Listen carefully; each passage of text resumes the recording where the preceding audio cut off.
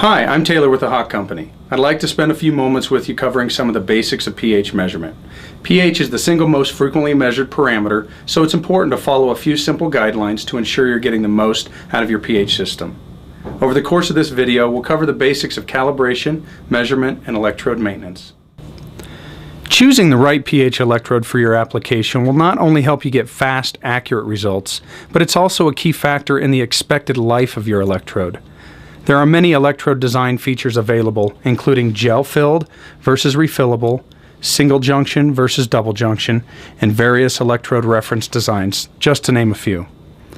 While we won't go into the specific advantages and disadvantages of each of these design features today, I do want to point out the importance of selecting the electrode that is best suited for your application.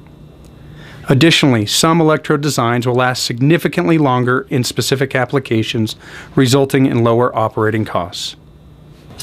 There are some key things to consider before you even calibrate. Keep in mind that everything you do from this point forward is dependent on how well your meter is calibrated. So let's check a few things before we begin. First, let's make sure the beakers you're using are clean. This helps us to make sure we're not mixing different standards in a single beaker. Next, be sure to check the expiration date on your pH buffers. Once opened, the 4 and 7 buffers are typically stable for several months, while the 10 buffer can drift in as little as 1 month. This is a result of the pH 10 buffer absorbing carbon dioxide from the environment. Also remember, you want to be sure to use fresh buffers every time.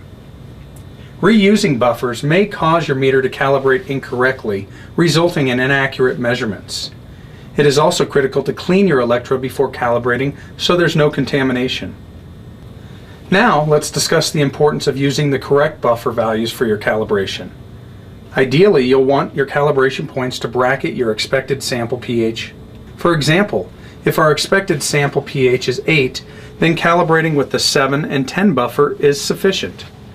If we expect measurements to fall between 6 and 8, then you should consider a 3-point calibration using the 4, 7, and 10 buffers through your calibration.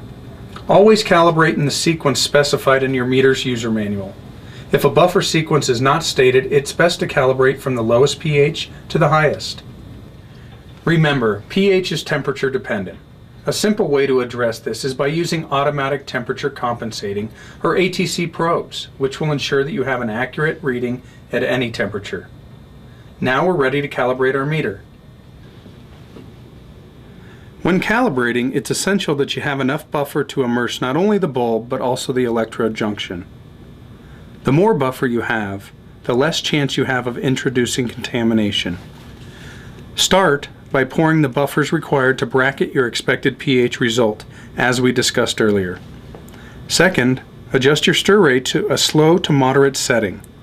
Using a stirrer ensures the highest level of accuracy when taking pH measurements and also helps with response time. Next, remove your electrode from its storage solution and rinse it in deionized water. Once it's rinsed, blot the electrode. Be sure not to wipe the glass bulb, as it could influence our calibration and measurement. Once the electrode is rinsed, follow the prompts on your meter. Immerse the electrode in the buffer solution, press calibrate, remove the electrode from the buffer solution, clean it with deionized water, blot any excess liquid from the bulb, and repeat until you have calibrated with all the required pH buffers.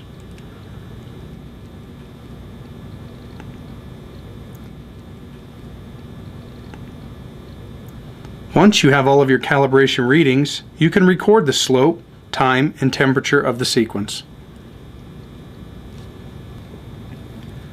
When you're finished, do not pour used buffer back into the original container, as this will contaminate your buffer solution. Each time you need to calibrate, new buffers should be used. Remember, buffers are inexpensive, but errors introduced to your measurement are not. Now that you have calibrated your meter, it is time to take your measurement. Fortunately, since you properly calibrated your meter, measuring samples should be easy. There are a few things I want you to remember. Just as with buffers, it is important to always use clean containers to avoid potential contamination of your sample. Since we have talked about some of the most common mistakes, the rest is simple. Place your electrode in the sample and press read on your meter. Some meters have auto-stabilization function, which can help with accuracy. This feature locks in your pH reading once the meter decides that the electrode is at its most stable point.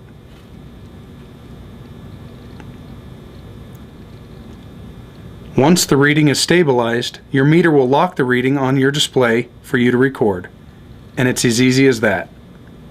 You have taken your pH measurement. Now that we have calibrated and taken a reading, I want to take a minute to talk about how to store your electrode.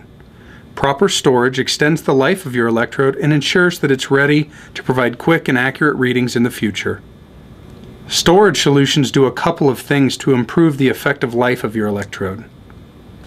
First, the solution is similar to what is inside the electrode, which helps prevent contamination of the internal filling solution. This is especially important with non-refillable electrodes where we are unable to replace the filling solution. It also ensures that your electrode is hydrated and immediately ready for use.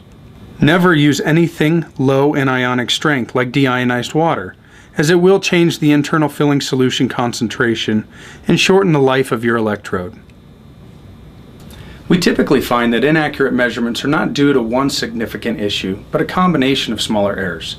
Now that you have learned a little bit about how to properly calibrate, take measurements, and store your pH electrode, our hope is that you can increase the accuracy and precision of your pH testing and make the most of your measurement system. To learn more, please visit www.hach.com.